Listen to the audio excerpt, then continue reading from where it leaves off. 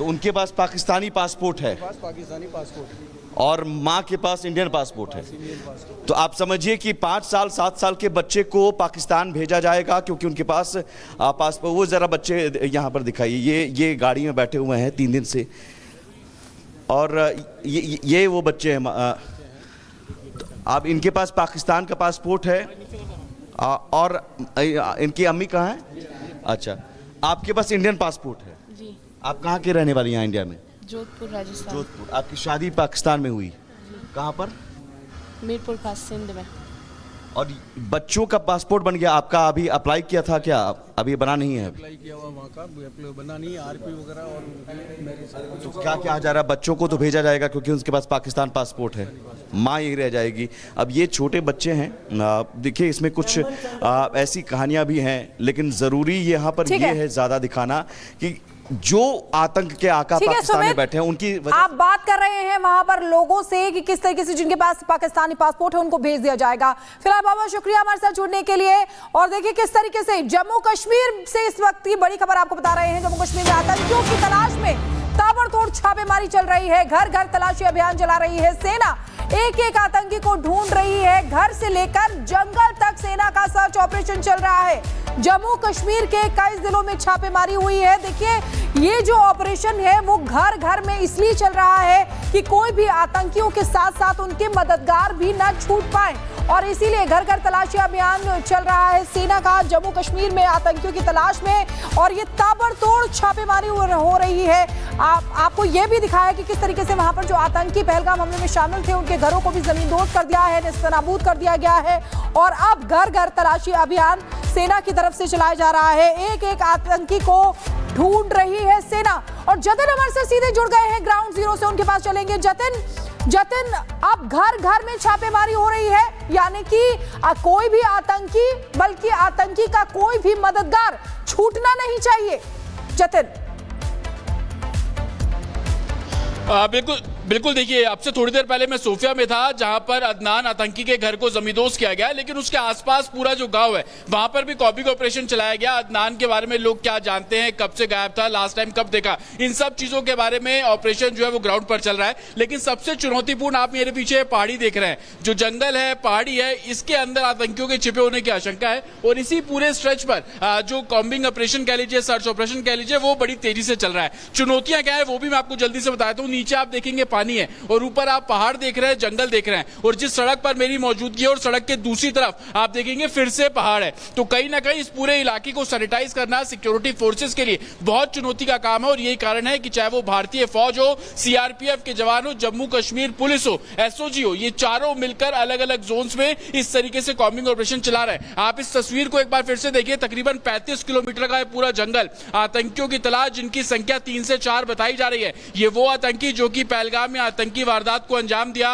बर्बरता नरसंहार किया, लेकिन उनकी तलाश के लिए इन घने जंगलों में वो छिपे हो सकते हैं। इसी को लेकर लगातार जो सर्च ऑपरेशन, चाहे वो हवा के जरिए हो, आसमान के जरिए हो, हेलीकॉप्टर का इस्तेमाल किया गया, आपने देखा कि फाइटर जेट भी यहां पहुंचे, हर एक कोशिश की जा रही है ताकि इस जंगल के हर एक हिस्से को खंगाला जाए। इस पहाड़ी को देखिए आप, हाइड आउट इन पहाड़ियों में बहुत ज्यादा है। हाइड आउट वो जगह है जहां पर आतंकी अंधेरे का सहारा लेकर छुप सकते हैं। ये ग्रीनरी घास आप देख रहे हैं, इसका सहारा लेकर छुप सकते हैं। और यही कारण है कि बहुत चुनौती सिक्योरिटी फोर्सेस को हो रही है। हालांकि वो एक्सपीरियंस है इन सब चीजों को टैकल करने के लिए, लेकिन जिस तरीके की मूवमेंट है, जिस तरीके से लोग आतंकी यहां पर है, और गांव भी इन पहाड़ियों में बीच बीच में आपको देखने को मिलते हैं, तो उन सभी जगहों पर काफी चैलेंजिंग है फोर्सेस के लिए। और यही कारण है कि समय लग रहा है, लेकिन पूरे इलाके को सैनिटाइज करना, इन पूरी पहाड़ियों को जब आप देख रहे हैं तो आप देखेंगे बीच बीच में आपको छोटे छोटे घर दिखेंगे। इन घरों में भी लोगों से पूछताछ की जा रही है, पिछले 3 दिनों में किस तरीके की मूवमेंट रही उस बारे में जानकारी ली जा रही है। लेकिन सबसे महत्वपूर्ण 175 वो लोग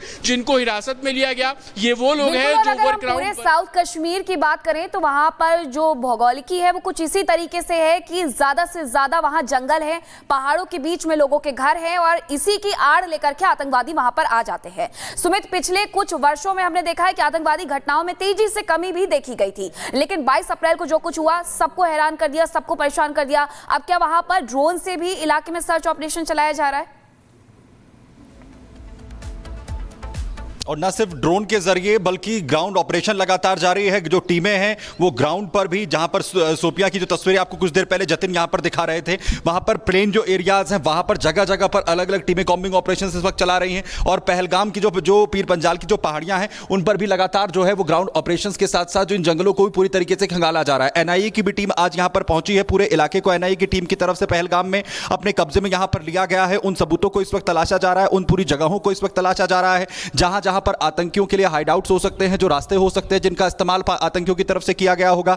इसके अलावा उन लोगों की पहचान करने की कोशिश हो रही है कि अगर किसी की तरफ से इन आतंकियों को जो है मदद पहुंचाई गई, क्योंकि लगातार जो लोग यहां पर जो है वो अपना काम करते हैं, अगर कोई घोड़े वाला है, कोई मैगी यहां पर बनाता है, छोटे छोटे जो टैक्सी जो काम करते हैं टैक्सी वाले हैं, उन लोगों से भी पूछताछ की गई है। और इसके अलावा कई अलग अलग तरीके की जो इनपुट्स हैं वो यहां पर जांच एजेंसियों को मिले हैं, जिसके आधार पर जो आतंकियों के खिलाफ आप लगातार देख रहे हैं कि 9 आतंकियों के खिलाफ अभी तक बड़ी कार्रवाई को अंजाम यहां पर दिया गया है। लेकिन सबसे बड़ी बात यह है कि क्योंकि जैसा आपने जिक्र किया कि पीर पंजाल साउथ कश्मीर के अंदर जो ये पूरी पहाड़ियां एक दूसरे के साथ कनेक्टेड हैं, घने जंगल हैं, और इन जंगलों में एक जगह से दूसरी जगह पर, एक जगह से दूसरे हाइड आउट तक पहुंचना आतंकियों के लिए बेहद आसान है और इसी का इस्तेमाल इस पूरी घटना को अंजाम देने के बाद किया गया है। लेकिन जो सुरक्षा एजेंसियां हैं, जो जांच एजेंसियां हैं, जो टीमें लगातार यहां पर बनाई गई हैं, तकरीबन 12 से 14 टीमें हैं जो इस वक्त बड़े ऑपरेशन को अंजाम दे रही हैं। तमाम ठिकानों को आतंकियों के जो है वो इस वक्त तलाशा जा रहा है, आतंकियों को स्पॉट यहां पर किया जा रहा है। वक्त आपको नजर आ रही होंगी जो लगातार इस पूरे सरहदी इलाके में पेट्रोलिंग करती हुई नजर आ रही हैं।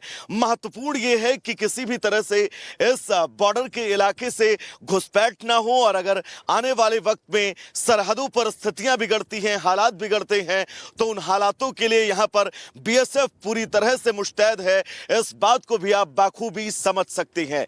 यह तस्वीर इस सरहद की ये बताने के लिए काफी है कि हमारे देश की जाबाज महिलाएं भी सरहदों पर डटी हुई हैं, और इनके डटे होने का मकसद यही है कि इस देश की आन बान शान, अखंडता, संप्रभुता और एकता को किसी भी तरह से कोई ठोस और चोट न पहुंचा सके।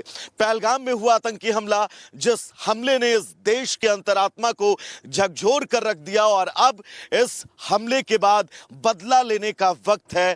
भारत बदला लेगा, ये तय है, और इन तमाम हालातों के बीच सरहदों पर स्थितियां सुरक्षित रहें, सरहदों पर किसी भी तरह की कोई घुसपैठ ना हो, और यहां से नापाक पाकिस्तान अपनी किसी मनगढ़ंत हरकत को अंजाम न दे सके, उसके मद्देनजर लगातार पेट्रोलिंग की जा रही है। और इस पेट्रोलिंग की टीम में यह क्यूआरटी वाहन भी शामिल किया गया है, जिसका मकसद यह है कि अगर दुश्मन कहीं से भी घुसपैठ करने की कोशिश करता है, अगर वो ये सोचता है कि वो राजस्थान से लगती हुई इस सीमा से प्रवेश करके यहां पर अंदर दाखिल हो सकता है, तो इसकी भूल है।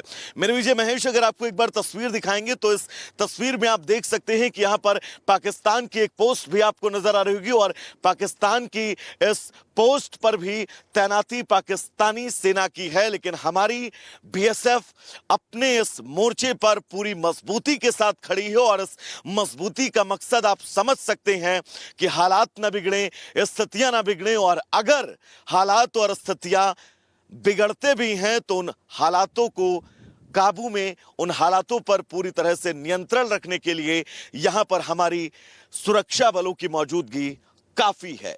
विजय महेश के साथ में वैभव मिश्रा, रिपब्लिक भारत, जैसलमेर।